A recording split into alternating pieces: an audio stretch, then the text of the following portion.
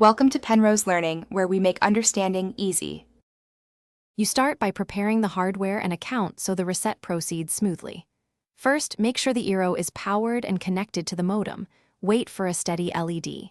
Next, open the Eero app and sign in so you can choose a software reset if preferred. If you plan a hardware reset, find the tiny reset button on the device. Knowing its location saves time. Once done, decide whether you will reset via app or press the button.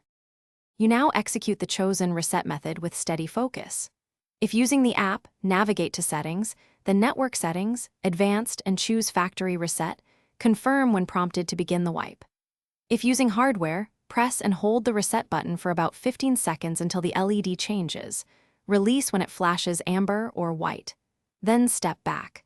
Allow the Eero 5 to 10 minutes to erase settings and reboot. Make sure the LED pattern reaches the ready state before proceeding. You finish by reconfiguring the network and verifying internet access. Open the Eero app and either restore a backup or create a fresh network name and password, then follow the setup wizard to add each Eero. Make sure clients reconnect and test speeds. If setup fails, power cycle the modem and Eero and try again. This clears DHCP holdovers and often resolves connection issues. If problems persist, check cables and confirm your